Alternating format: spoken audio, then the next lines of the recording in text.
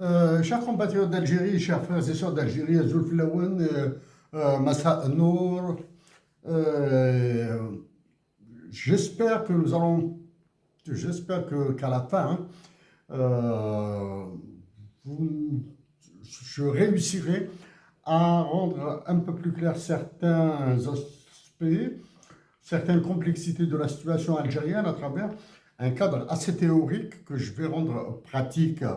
Donc, l'intervention de ce jour, je la ferai, en pensant à des proches à moi, pour qui auraient des difficultés à saisir certains concepts, certaines démonstrations, certains raisonnements contre-intuitifs. C'est-à-dire, ce sont des raisonnements qui vont à l'encontre de ce que vous pensez ou bien de ce que nous pensons. Naturellement. Donc, je tiens à vous signaler que ce sera de la théorie des jeux, dans lesquels j'éviterai tout calcul, toute démonstration mathématique, absolument tout. Il n'y aura absolument rien de mathématique, il n'y aura absolument aucune démonstration. Je tiens à vous signaler dès à présent que même si je marque des temps d'arrêt, je balbutie par moments parce que c'est un aspect qui est très stressant. La théorie des jeux est très stressante, hein. Elle est vraiment très stressante. Elle perturbe. Psychologiquement, elle perturbe. Donc, je vous rassure, les perturbations que vous allez ressentir, je les ai ressenties en tant qu'élève. Donc, c'est des concepts de théorie des jeux, Nash, Van Neumann, Morgenstern, euh, Kenneth Arrow et d'autres que je vais manipuler pour vous montrer, du moins, tenter de rendre les choses un peu plus claires. Donc, il y aura une approche prisoner dilemma, le dilemme du prisonnier, pas une approche par de chicken game, de hawk and dove, du vautour et de la colombe, etc. Et je penserai surtout aussi à toutes ces personnes qui me sont très chères, hein, que je ne vois pas actuellement. Donc voici la thématique, hein. La thématique, c'est Algérie, détenu et assassinat politique à travers Ali André Msili, Mohamed Boudiaf et Lounas Mahtoub. Entre innocence et culpabilité. Ensuite, l'Algérie face à la France et aux USA, ses équilibres en théorie des jeux. Donc, voici la thématique. Je vous signale bon, que je travaille avec les moyens de bord. Il y a un aspect que je vais expliquer de manière plus formelle au coin de la salle, là, à l'opposé de la caméra. Il y a un tableau sur lequel j'ai préparé quelques tableaux, quelques matrices exactement, pour pouvoir expliquer ce que je vais dire. Donc, donc, il y a plus d'un mois, je fais une intervention à laquelle il faudra ajouter les autres interventions. J'ai parlé d'une manière peut-être assez simple, avec des phrases banales, basiques, etc. Mais j'ai dit que je vais revenir sur ça parce que j'attendais le 27 juin, j'attendais le 29 juin, j'attendais le 5 juillet. 25 juin, c'est pour la mémoire de Lounas Matoum. Le 29 juin, c'est pour la mémoire de Mohamed Boudiaf. Et le 5 juillet, c'est pour l'indépendance de la patrie. Et pour l'indépendance de la patrie, je préfère plutôt dès à présent vous dire que je pense à un homme actuellement, qui vit un survivant, un rescapé du groupe de choc de Ali Khouja, qui s'appelle M. Kchot. Donc, la révolution algérienne, la guerre de libération nationale, l'indépendance, je les penserai à travers la personne, l'illustre, le monumental, Msaad Kchot. Profitez-en pendant qu'il est vivant. Msaad Kchout était membre du groupe de choc d'Ali Khouja. Bon, voilà. Donc, il y a des hasards qui sont des hasards qui disent beaucoup alors que naturellement, l'importance pour nous autres, pris individuellement, ces cas sont indépendants, cachent certaines vérités. Regardez ici, vous avez Hussein Ahmed Ali André Msili, vous avez Hussein Ahmed et Mohamed Boudiaf, vous avez le Nesmato de Mohamed Hussein Ahmed. Donc, je répète, un théorème, quiconque a trahi Hussein Ahmed est infréquentable. Un homme qui a connu, qui a côtoyé ces trois autres hommes doit être sacré. Voilà. Dites que je fais dans le culte de la personnalité, dites ce que vous... je m'en balance. Je m'en balance. Voilà. Donc, aussi, toutes mes références bibliographiques qui apparaissent à la fin, là, sont américaines. Il n'y a pas de référence française chez moi, là. Hein. Elles sont en anglais. Vous allez avoir des cours, des démonstrations de mathématiques, des documents, etc. Ils sont tous en anglais. Grâce à Google, vous pouvez appuyer soit sur le doublage, soit sur le sous-titrage. Il y a assez longtemps, 3 ans, quand j'avais parlé des équilibres, le professeur Fatiha Talahid de l'Université d'Oran a eu une réaction très négative vis-à-vis de ma personne. Si elle avait critiqué la théorie, si elle avait développé une autre opinion, tant mieux. Aujourd'hui, j'irai sur des détails avec cette gêne, hein, avec la perturbation que je ressens là. Hein, parce que ça fait très longtemps depuis que j'ai vu ça.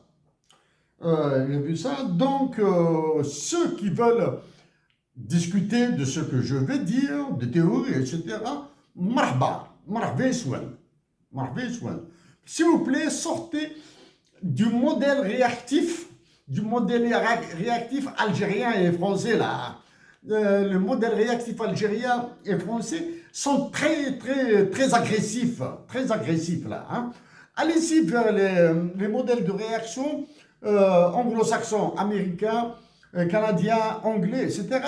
Même s'ils veulent t'abattre, ils t'abattent de manière très souple. Donc voici Ali André Msili, Mohamed Boudiaf, nous laissons à côté du monument Hussein Ahmed.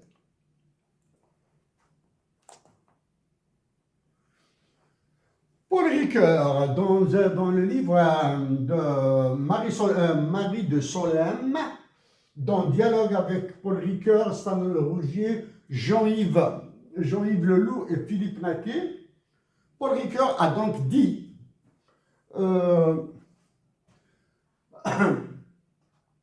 dans le sentiment de culpabilité, dans le chapitre, dans le sentiment de culpabilité, sagesse ou névrose, Paul Ricoeur a dit, alors que dans certains de vos ouvrages, vous condamniez la culpabilité, aujourd'hui, vous la considérez donc comme un sentiment plus positif que négatif. Pourquoi ce changement? Donc, Paul Ricoeur a évolué dans sa position vis-à-vis de la culpabilité. Avant, pour lui, la culpabilité est un sentiment négatif. Maintenant, c'est un sentiment positif. La réponse de Paul Ricoeur. Nous sommes actuellement dans une période de manque de culpabilité. Dans le sens où certaines personnes tolèrent l'intolérable. Certaines personnes qui tolèrent l'intolérable, essayez de voir en Algérie quelles sont ces personnes qui tolèrent l'intolérable. et d'autres sont des exclus du sentiment de culpabilité. Et d'autres sont exclus du sentiment de culpabilité. Ça veut dire qu'il y a des coupables qui sont blanchis de culpabilité. Donc ça c'est Paul Ricoeur, un très célèbre philosophe français que je découvre. Dans le même livre, question à Stan Rougier, prêtre, poète surtout, et écrivain dans le chapitre intitulé par Marie de Solesmes, dans le chapitre dans la culpabilité, histoire d'homme ou de religion. Donc Stan Rougier a répondu à des questions sur la culpabilité. Est-ce que c'est l'histoire d'homme ou de religion? La question, à ce propos, quelle différence faites-vous entre une culpabilité réelle et un sentiment de culpabilité? Quelle différence entre une culpabilité réelle et un sentiment de culpabilité, s'il vous plaît? Là où il manque des accents aigus, des accents graves, etc., mettez-les. Je travaille des fois avec un ordinateur uniquement français-canadien, des fois bilingue, anglais, etc., donc corrigez les fautes. Réponse de Stan Rougier. La vraie faute, c'est quoi? C'est de ne pas aimer. C'est de manquer à l'amour, c'est rendre l'autre malheureux, le juger, le condamner, ne pas lui permettre de s'épanouir, de s'accomplir. Le Christ a une très belle parole. Il dit, vous serez comme votre Père. Père, c'est-à-dire le Saint-Esprit là, Jésus, je présume, qui fait briller son soleil sur les méchants comme sur les bons, qui donne sa pluie aux injustes comme aux justes, etc. Voilà. Donc la vraie faute, c'est quoi? C'est de ne pas aimer, c'est de manquer à l'amour, c'est rendre l'autre malheureux. Pensez à ceux qui détestent l'Algérie, pensez à ceux qui détestent les Algériens, pensez aux Algériens qui se détestent entre eux. Donc, dans le même livre, question à Philippe Naquet. Maintenant, Philippe Naquet est un chercheur, est un scientifique c'est-à-dire biologiste et biochimiste. C'est un chercheur. Dans la culpabilité libératrice, chapitre culpabilité libératrice. Question, apprendre à gérer l'échec, est-ce apprendre à gérer le sentiment de culpabilité ou plutôt à le contourner? Apprendre à gérer le sentiment de culpabilité ou plutôt à le contenir, à le contourner, apprendre à gérer l'échec. Donc, sa réponse a été, le sentiment de culpabilité naîtra naturellement de nos propres insuffisances auxquelles nous sommes réellement confrontés chaque jour. Nous faisons face à nos insuffisances, à nos incapacités, à nos incompétences, à notre ignorance. En fait, nous avons face à nous un objet complexe. Nous savons qu'il est complexe, nous savons qu'il fonctionne, malgré notre incapacité à le comprendre dans le détail. Il y a frustration. Mais pour parvenir à raisonner, à ouvrir des pistes, des voies, nous allons être obligés, il manque un accent, de le simplifier. Et cette démarche simplificatrice, un peu théorique, parfois scolaire, voire simpliste, conduit inévitablement à un déphasage entre l'objet de la recherche qui est profonde, réelle, et notre incapacité à l'atteindre. Donc ça, c'est la réponse de scientifique, le passage le plus important ici. C'est la démarche simplificatrice. Ça, c'est la démarche simplificatrice est un gouffre, est un mur auquel font face tous les chercheurs, etc. Quand un objet est très complexe, pour l'étudier, on le simplifie. Et quand on simplifie, on rate probablement l'essentiel. On rate l'essentiel. Et ça, c'est de la théorie. De la théorie, un objet complexe. L'univers fonctionne très bien, mais nous ne comprenons absolument rien. Moi, je fais partie de ces personnes qui pensent, plutôt qui croient, que le cœur pense que tout notre corps a les capacités d'envoyer de l'information, à lancer, à donner des signaux pour l'expression d'une tristesse, d'une joie, d'un bonheur, d'un deuil, d'une douleur, d'un soulagement, etc. Donc, notre corps, là, les mollets, les genoux, les orteils, les doigts, etc., sont incapables de parler. C'est tout. C'est la faculté, la capacité de parler qui leur manque. Autrement, nos doigts diraient avant nos bouches, hein, diraient notre peine, notre joie, etc. Donc, voici où est-ce que ça va s'articuler. Hein. Surtout, donc, c'est la culpabilité, donc, culpabilité, sagesse ou névrose, tout ce qui touche à la culpabilité, à l'innocence. Hein. Maintenant, c'est là on va aller dans la perturbation. Hein. Voilà, moi je suis perturbé. Vous le serez un peu plus. Mais vous jetez un coup d'œil sur les cours et les exemples que je fournis en référence, ça deviendra un peu plus simple, hein, un peu plus clair. Hein. Je sais que c'est très, très perturbant. Voici l'exemple académique de l'équilibre de Nash. Pour que les choses soient claires, je raisonne en stratégie pure. Le mot pur est très très important. Qu'est-ce que ça veut dire? Ça veut dire, derrière ce mot pur, je cache les probabilités, je cache les calculs mathématiques, je cache des démonstrations mathématiques. Je suis en stratégie pure, c'est-à-dire toutes les hypothèses que je fixe sont certaines. Aucune n'est probable. Toutes, elles sont certaines. C'est-à-dire la probabilité est de 100%. Maintenant, j'introduirai l'histoire de probabilité, mais à la fin. Voilà. Vous avez, ça c'est l'exemple typique que vous allez trouver dans tous les cours académiques anglo-saxons. Quand je dis anglo-saxons, USA, Canada, Angleterre. Vous avez wife, l'épouse, Vantoff, wife, épouse, hein, qui est en rouge là. Et vous avez the husband, l'époux, Erges qui est en blanc. Contexte, ces deux personnes, cet homme, le mari et la femme, sont arrêtés par un enquêteur qui les soupçonne, qui les accuse plutôt, d'avoir assassiné un individu. L'homme et la femme ont assassiné un individu, sont arrêtés par un enquêteur. Il les place séparément, c'est-à-dire chacune, il leur pose les questions, il les interroge séparément, sans aucune possibilité de communication. Ok? C'est le mari et la femme. Hein? Ok.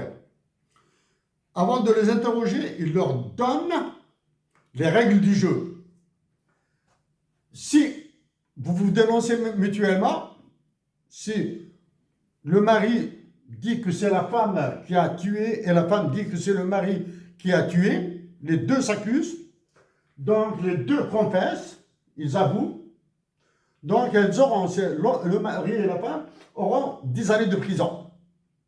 Ils iront en prison pour 10 ans. Le blanc c'est pour le mari, le rouge c'est pour la femme. Si l'époux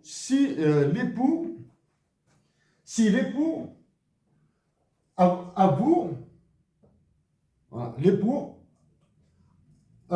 confesse, il avoue que c'est sa femme qui a tué. Et sa femme nie,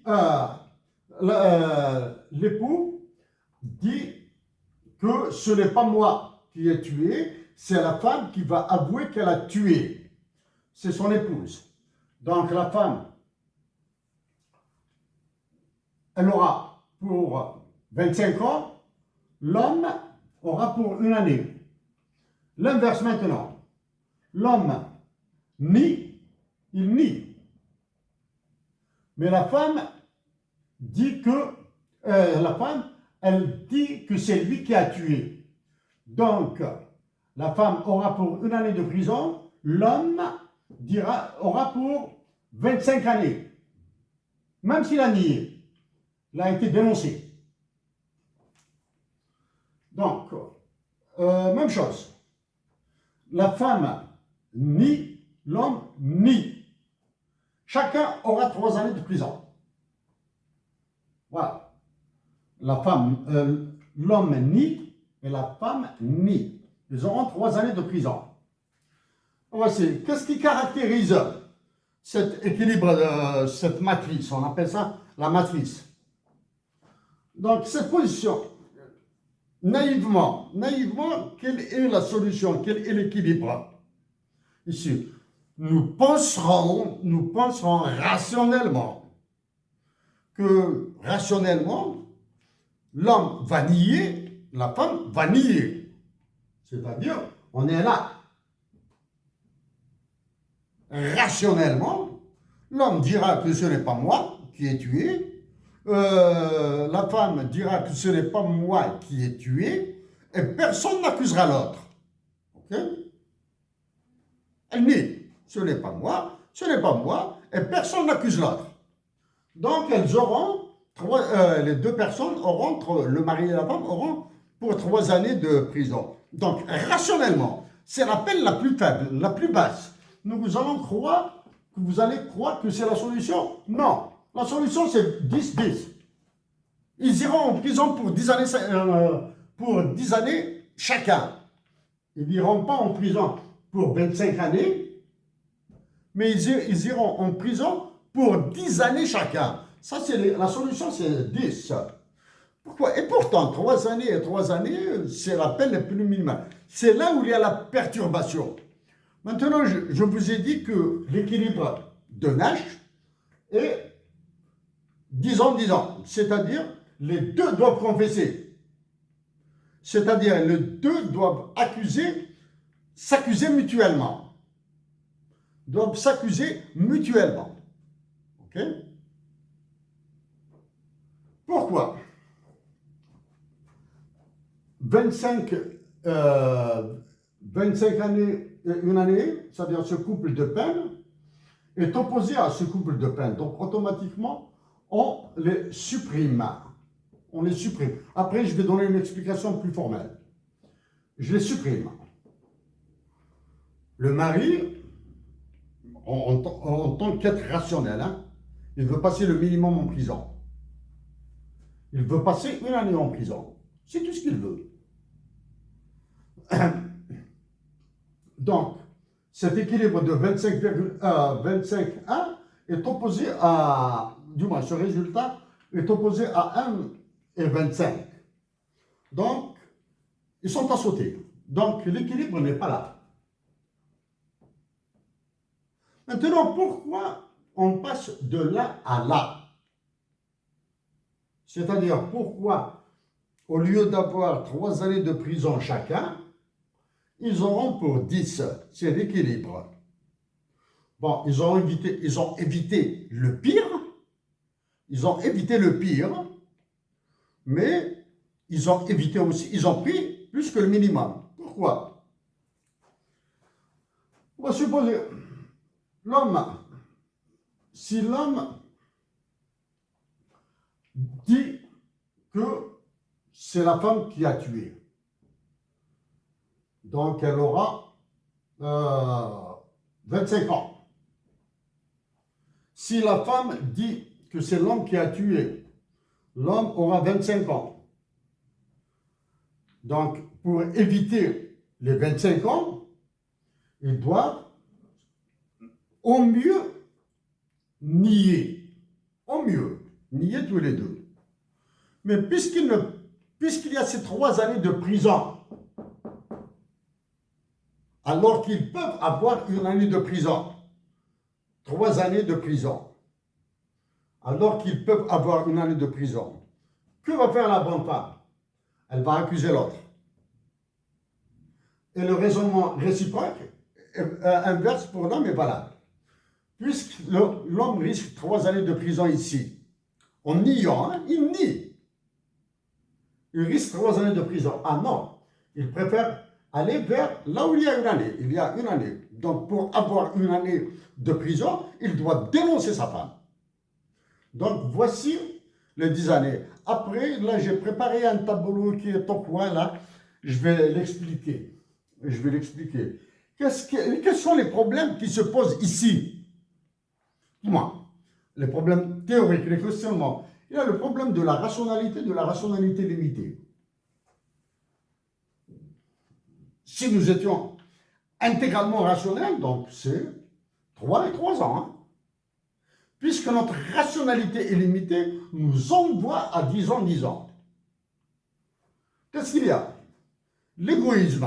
Ça, c'est un raisonnement de capitaliste. Hein. Individualisme, l'égoïsme à outrance. C'est-à-dire, je maximise mon profit. Je maximiser son profit, c'est minimiser sa peine. Donc, il y a l'égoïsme. Maintenant, on va voir. Après, j'ai expliqué ce qu'on appelle le principe de dominance. Qu'est-ce qu'il y a?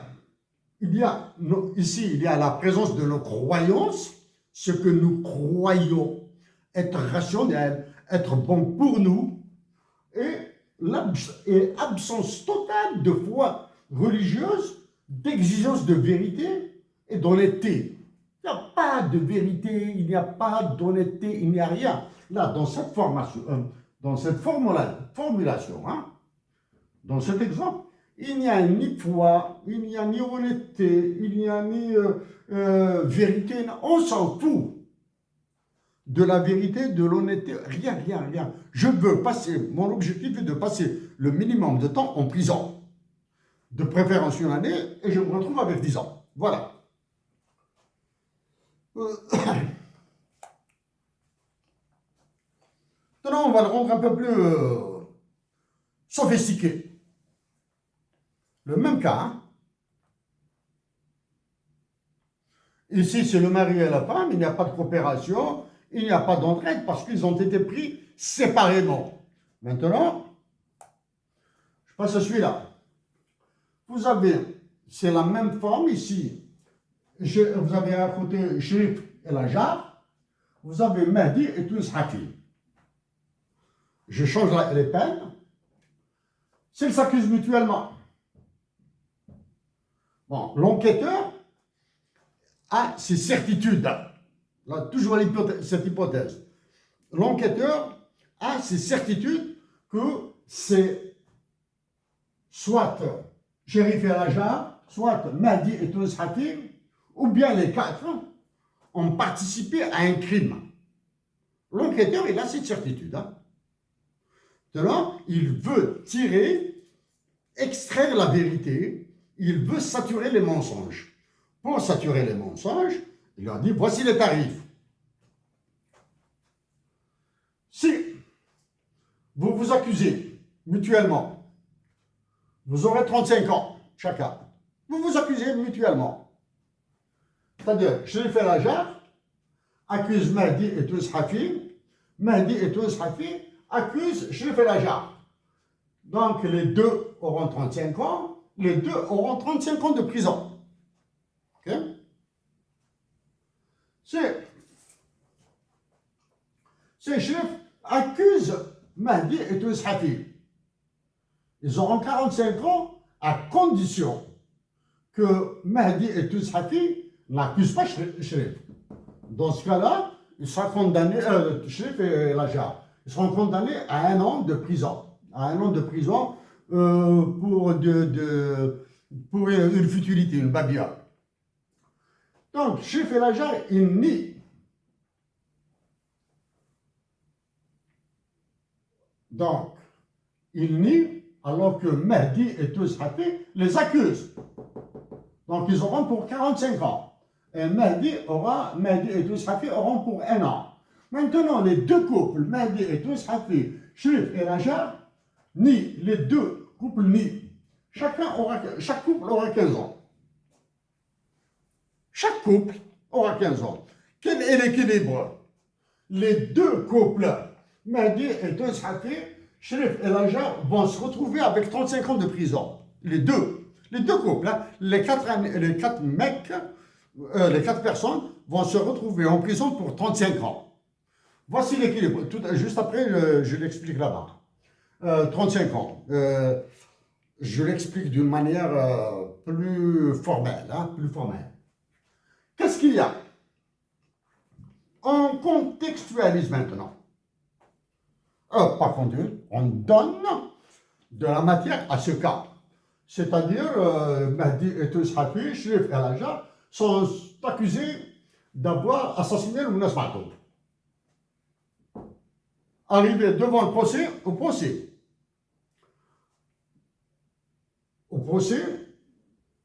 il nie. Devant le procès, il nie.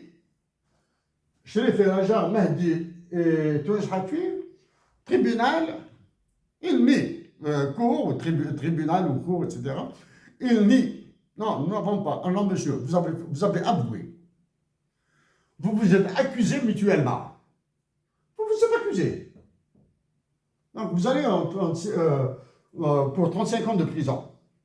Donc, les peines sont plus lourdes qu'avant. Hein? Les peines sont plus lourdes. J'ai fait exprès pour montrer. Psychologiquement, est-ce que ça peut tenir? Est-ce que les deux personnes peuvent tenir avec des conditions de peine alourdies? Le minimum, c'est 1 an. Le maximum, c'est 45 ans. Et la peine intermédiaire est de 35 ans. Et il y a 15 ans. 1, 15, 35, 45. De une année possible, les deux couples vont se retrouver avec 35 ans. Donc, les peines sont plus lourdes. Quand les peines sont plus lourdes, il y a un incitatif à la dénonciation. Je t'incite, monsieur, quel que soit le couple. Ah non, nous n'irons pas en prison pour 35 ans. Donc, nous allons dénoncer. Les deux couples auront le même raisonnement. Alors qu'en dénonçant l'autre, ils s'attendaient à 1 année. Okay? Donc, ils se retrouveront à 35 ans. Les peines sont alourdies. Il y a donc un incitatif à la dénonciation. Dénonciation ou délation, peu importe maintenant. Hein? Donc, les peines sont ce qu'on appelle truth serum. C'est le sérum de la vérité. Je te sanctionne. Plus la sanction est lourde, plus tu auras la propension à dire la vérité. Maintenant, pris individuellement, ici vous avez un couple, maintenant, si on revient à ici, suppose que Mahdi et Toushafi sont un couple, Sherif El Hajar sont un couple, et on en retrouve ici là. Donc c'est le même problème qui se pose dans le couple. Donc vous pouvez avoir 4 personnes qui sont en prison, vous pouvez avoir 2 prisons qui sont en prison, etc. etc. C'est un peu complexe, c'est pas grave. Donc, Mahdi, à cause de la sévérité des peines, la loi de l'omerta est brisée. C'est-à-dire la loi du silence est brisée. Où est-ce qu'on voit cette situation? C'est dans les gangs de rue. Tu prends un seul bonhomme est arrêté et tout le gang tombe avec. Mais par contre, dans la mafia italienne, la loi de l'omerta, c'est une procédure ex ante. C'est-à-dire, avant que le dégât n'arrive, monsieur, tu t'engages à ne pas avouer, à garder le silence, quelle que soit la peine. On te promet monts et merveilles. Beaucoup d'argent, on va te libérer, on va dynamiter la prison, tout ce que vous voulez là. Hein? On va assassiner les procureurs, on va assassiner les policiers, tout. Mahdi et Sherif peuvent disculper Toushafi et El Hajar s'ils reconnaissent qu'ils sont les seuls auteurs du crime. Ce sont eux qui ont assassiné Matoub Lounes. Ok. Les possibilités d'alliance de coopération dans les couples, c'est possible. Maintenant, Toushafi et Mahdi sont rentrés chez eux, Sherif et El Hajar sont rentrés chez eux, à la maison, paf, ils s'entendent, voilà, concernant l'assassinat de Lounas Matoub, si on remonte jusqu'à nous, voici ce que nous allons dire, mais ils ignorent ce que diront Toushafi et Mahdi. Hein? Si la coopération est possible dans chacun des couples, entre les deux couples, non, parce que 2 heures après l'assassinat, un enquêteur est venu là. Hein? Ok? Donc ici, il y a des problématiques. J'ai parlé de juges, des aveux, du ni, bon, devant le juge, ils ont nié, devant l'enquêteur, ils ont avoué, etc. Donc, il y a des problématiques juridiques ex ante, c'est-à-dire avant un crime et après le crime. Est-ce qu'on prend les aveux comme preuve? Est-ce qu'il faut des preuves matérielles? C'est pour cette raison qu'il y a des procès devant le jury. Devant le jury.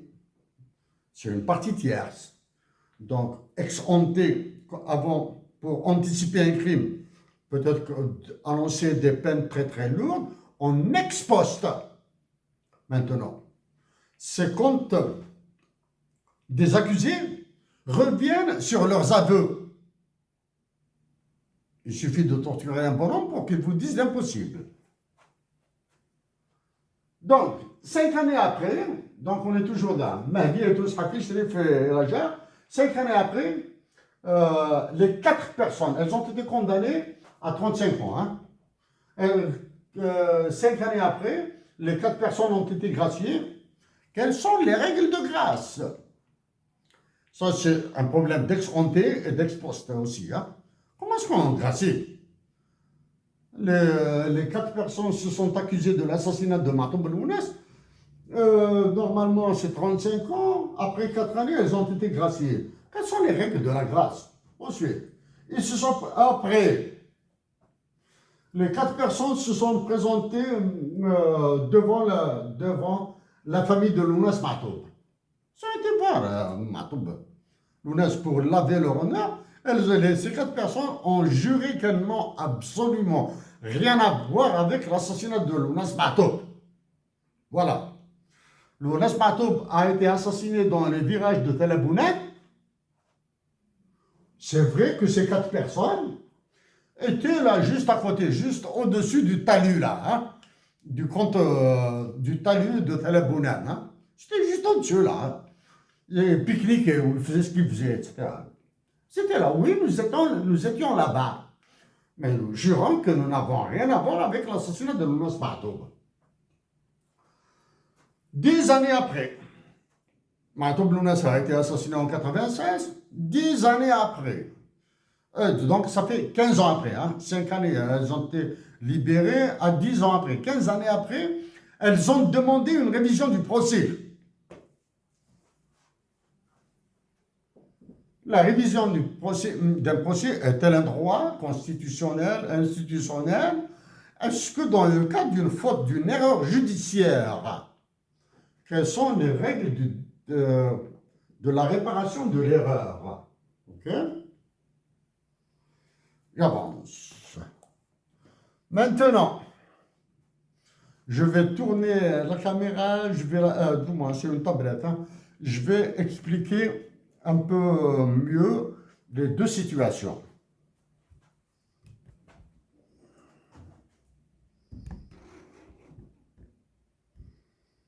Les conditions de travail sont infernales.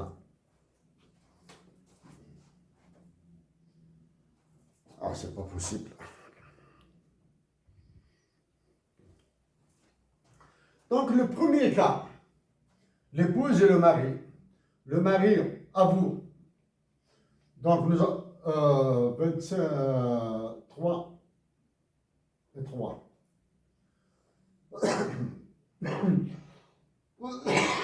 Comment aboutir?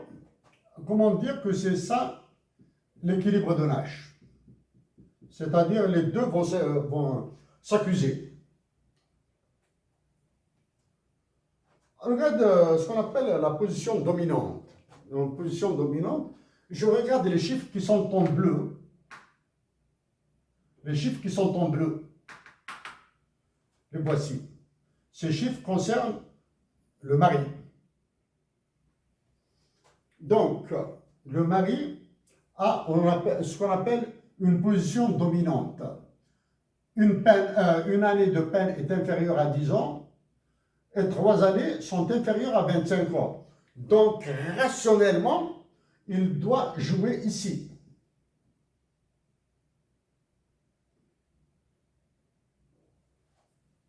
Donc,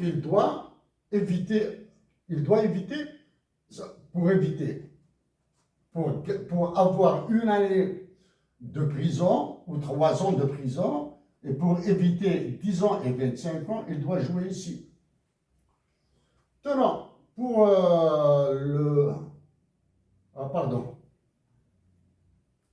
pour le bleu, c'est ça. Pardon, c'est le bleu, hein. Je vous dis qu'il y a des perturbations. Donc, la stratégie 10 ans de prison, c'est mieux que 25 ans de prison. Une année de prison, c'est mieux que 3 années de prison. Donc, l'intérêt, la rationalité pour maximiser son profit, le mari doit avouer. C'est-à-dire, il doit jouer ici. Il doit jouer dans cette ligne. C'est ce qu'on appelle la stratégie dominante. Maintenant, pour la femme, elle a 25 ans et 3 ans, 10 ans et une année. Donc, rationnellement, pour que la femme écope de la peine minimale, elle doit, elle aussi, avouer. Elle ne doit pas jouer ici, elle doit jouer ici. 10 et 1. Quelle est la peine commune maintenant? C'est l'intersection. Voilà pourquoi c'est 10 ans et 10 ans. C'est-à-dire les deux accusés, les deux personnes vont s'accuser mutuellement. Cette position, nous avons dit que personne n'acceptera 25 ans alors que l'autre, il a la possibilité d'avoir une année. Il refusera d'avoir 25 ans et l'autre alors qu'il a la possibilité d'avoir une année. Donc elles sont antagoniques. Maintenant, si les deux nient, si la personne, elle nie, elle est là, puisqu'elle a nié, elle peut venir ici, elle est dans la même ligne. Celui-là, puisqu'il a nié, il est là, 3 et 3, donc il peut venir ici. Voici l'explication formelle du cas du mari et de la femme. Maintenant, nous avons dit, chez les Felajar, ça devient assez compliqué. Chez les Felajar, Mahdi est une srati. Je n'ai fait que ça. Hein. C'est husband.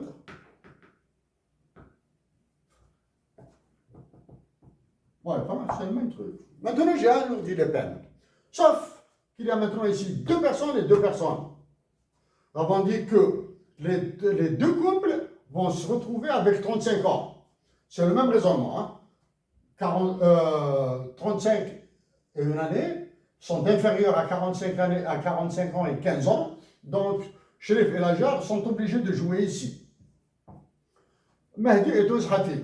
35 et 1 sont inférieurs respectivement à 45 et 15. Donc, ils vont jouer ici.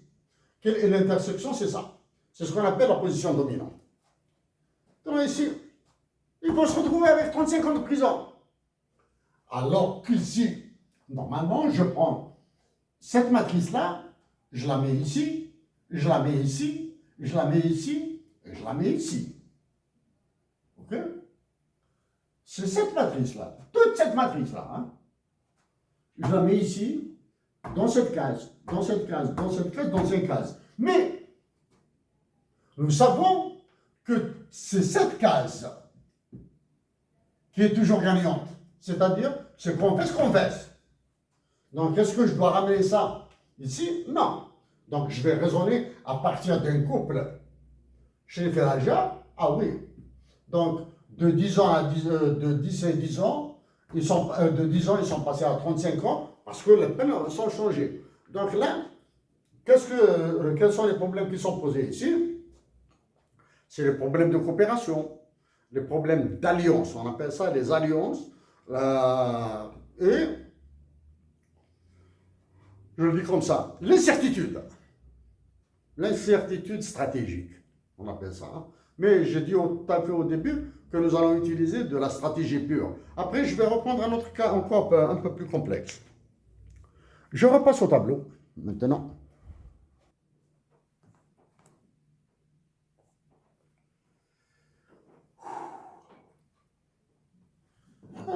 Chers compatriotes, donc, après l'ONA, ça allait en Sidi, c'est-à-dire maintenant on va aller vers la révolution. La révolution et les révolutionnaires algériens.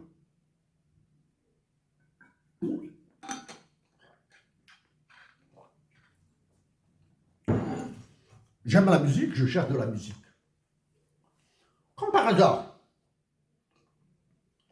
Donc le 5 juillet 2026 en Algérie, il est passé comme il est passé. Mieux, c'est-à-dire on l'a encore souillé, on a l'indépendance de l'Algérie, l'anniversaire de l'indépendance de l'Algérie a été souillé par des élections législatives, parce qu'il paraît, hein, des élections législatives. J'essaie, j'écoute, je travaille en écoutant de la musique. De temps en temps, j'écoute, je cherche de la musique, etc. à écouter. Comme par hasard, dans les musiques des films western de Sergio Leone, le bon, la brute et le truand, le bad, the ugly and the good, etc. Once upon a time in the West, les titres fois dans l'Ouest, etc. Faut que la musique, c'est toujours Ennio Morricone. Comme par hasard, c'est un hasard, hein? Je vois Ennio Morricone, la Battaglia d'Algérie. C'est la bataille d'Alger en 2026, là. Le 5 juillet 2026. Avant, quelques jours avant, etc. Est-ce que les films de légende sur la guerre de libération nationale, l'opium et le bâton, la bataille d'Alger, est-ce qu'ils ont été rediffusés en Algérie? Je pense que non. Hein? La bataille d'Alger, l'opium et le bâton, Hassan Terro, quelque chose comme ça. Les enfants, quelque chose, les enfants, etc.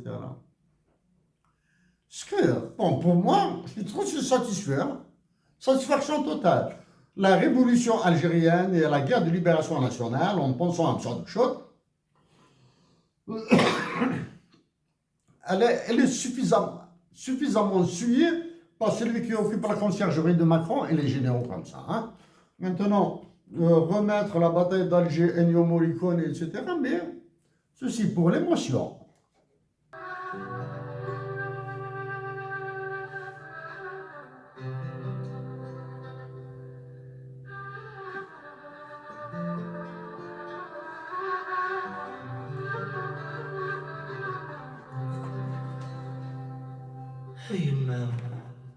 يما مشي ذا الثرى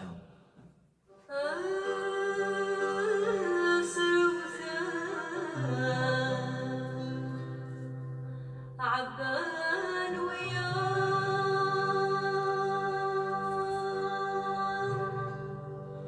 قري قدام ظلام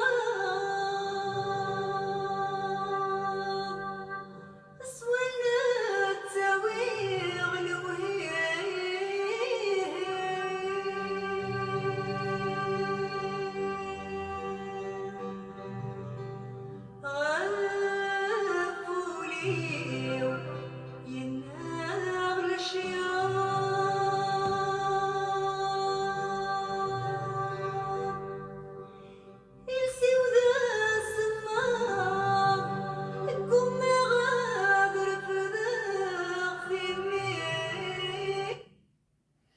Donc après,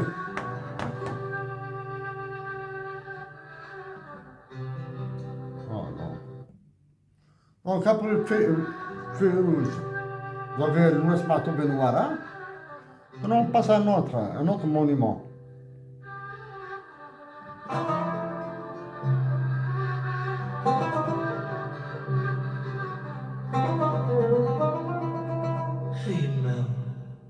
يما مشي ذا الثرى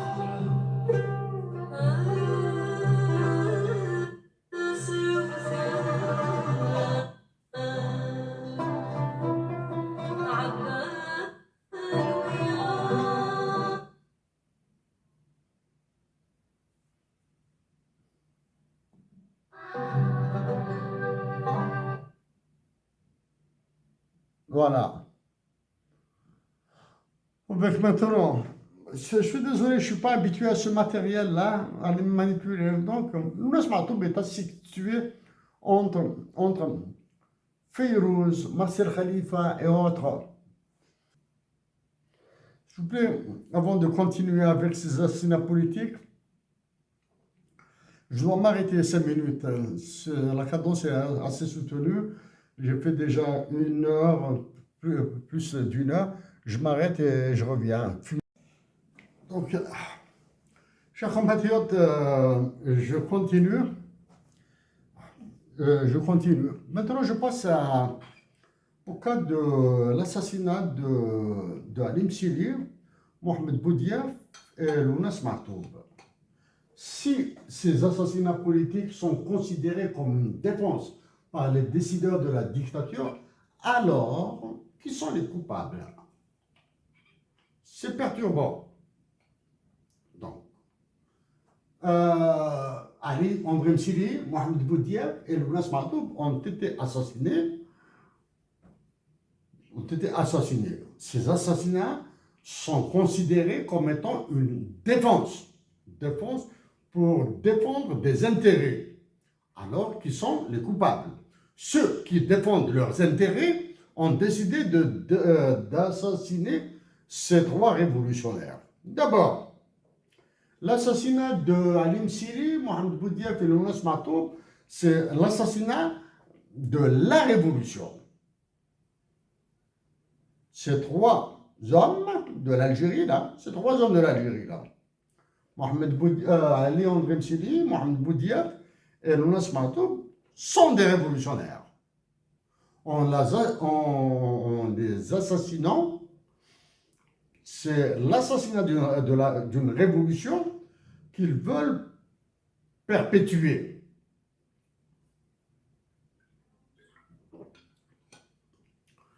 La révolution d'Ali André Msili, c'était la révolution des droits de l'homme, de la justice et du droit.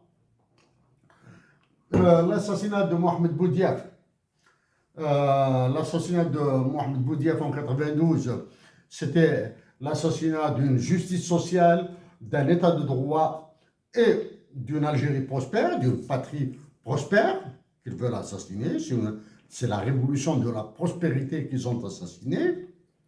L'assassinat de Lounas Mahtoub, c'est l'assassinat du porteur de l'héritage des 2 premiers. Lounas Mahtoub, intrinsèquement, c'était un révolutionnaire qui a porté la révolution des autres aussi. Lui-même est un révolutionnaire. Lounas Mahtoub est un révolutionnaire lui-même. Lui, il a révolutionné l'art et le fun, la musique, la poésie, etc. Une parenthèse. De son vivant, Lounas Mahtoub était craint. Il était craint. Même s'il était très affable, très courtois, très gentil, très généreux, il était craint. Mort, il est encore craint plus. Il y a les chanteurs algériens, Kabyle en particulier. Défendre la mémoire de Lounas Mahtoub, demander la vérité sur l'assassinat de Lounas Mahtoub, etc., ne fera que grandir. Même si en vous grandissant ainsi, c'est-à-dire en réclamant la vérité sur l'assassinat de Lounas Mahtoub, Mohamed Boudiaf, Halim Sili, etc., vous serez grand. Vous allez mourir avec au moins cet honneur. Là, actuellement, vous risquez de mourir dans l'insignifiance. Oui, il y aura des Algériens qui vont vous aimer, vous adorer. Ils diront des philosophes, de ceci et de cela. Non, mais ça, c'est insuffisant, ça. Le prestige, la postérité, le prestige honorifique, hein, la postérité, elle passe par là. Vous pouvez chanter jusqu'à l'an 150 000. Vous n'égalerez jamais La poésie, la musique et la voix de Lounas Matoub. Jamais, jamais, jamais. Dites que Lounas Matoub portait des bottes, dites qu'il portait des tatouages, dites ce que vous voulez. Lounas Matoub est plus que Faulkner dans la littérature. Bien. Dites ce que vous voulez sur Lounas. Je ne l'ai jamais connu, Lounas Matoub. Hein? Je ne l'ai jamais connu. Hein? Mais vous n'égalerez jamais, jamais, jamais ses musiques, sa poésie, son engagement et sa générosité. Vous pouvez continuer à téter le biberon du dinar algérien, là. Allez, vous pouvez de temps en temps comme ça, à la mémoire de Lounas Matoub, etc., etc., etc. Non, non, ça nourrit pas son bonhomme, ça.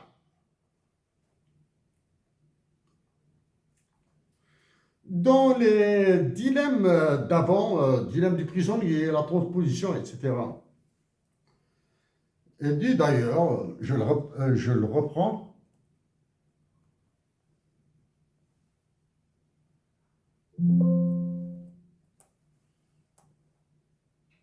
voilà, ici, dans l'assassinat, j'ai dit que Mehdi et tous Hafiz, Sherif et Raja ont été accusés de l'assassinat de Lounas Matoub. Ils ont fait ce qu'ils ont fait auprès de la famille de Lounas Matoub.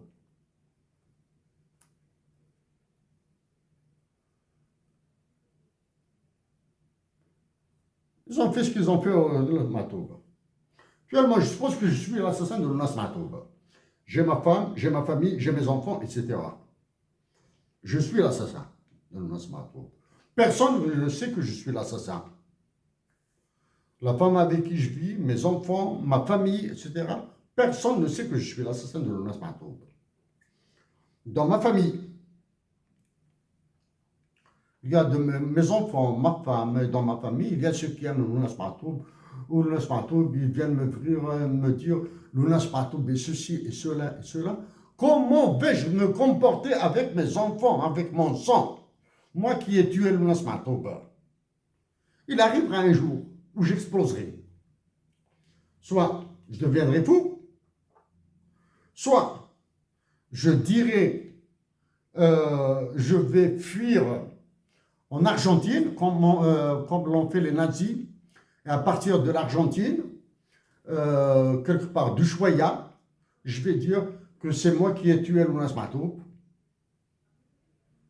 Voici les commanditaires, voici pourquoi je l'ai tué, voici ce qui m'a été dit, voici, etc. Voici, je l'ai tué tout seul, j'en ai marre, je ne peux pas le voir en négatif, je l'ai tué. Ok? Je l'ai tué parce que des généraux de l'époque m'ont dit, etc., etc. Donc, je le tue, j'avouerai pour que je fasse acte de rédemption et demander à Dieu de pardonner au moins une partie. Sinon, il va me foutre dans l'acide chlorhydrique de l'enfer. Donc, si les généraux, actuellement, donc en assassinant ces trois-là, c'est une continuité. Donc, il y a une logique. Alim Sili a été assassiné en 87, Mohamed Boudiaf en 92, 5 ans après, Lounas Matoub 5 ans après. Donc, il y a la question de la cadence, les rythmes des assassinats politiques en Algérie, hein, la cadence et les conjonctures se ressemblent. Donc, on est depuis l'assassinat de Lounas Matoub en 2001, 2002, 2003, c'est une autre série d'assassinats. Okay. Ensuite, il y a une accalmie sur les assassinats, du moins publiquement. Nous ignorons, il y a des généraux qui crèvent, on dit victimes d'un règlement de compte, de ceci et de cela. Actuellement, il y a des personnes, des tenus politiques qui risquent de mourir en prison. Voilà. Donc, l'assassinat des trois, pris ensemble, donne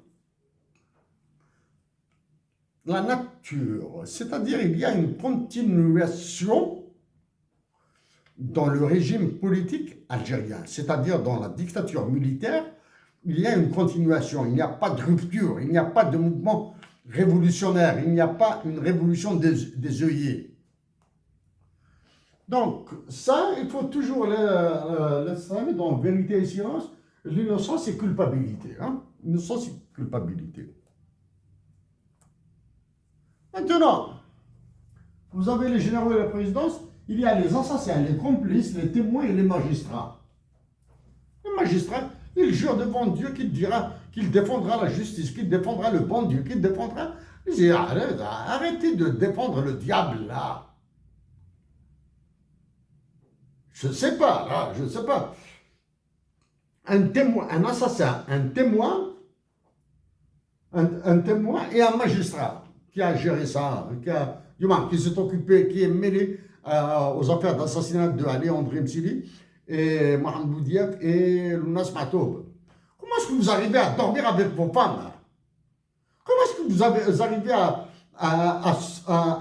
regarder vos enfants là?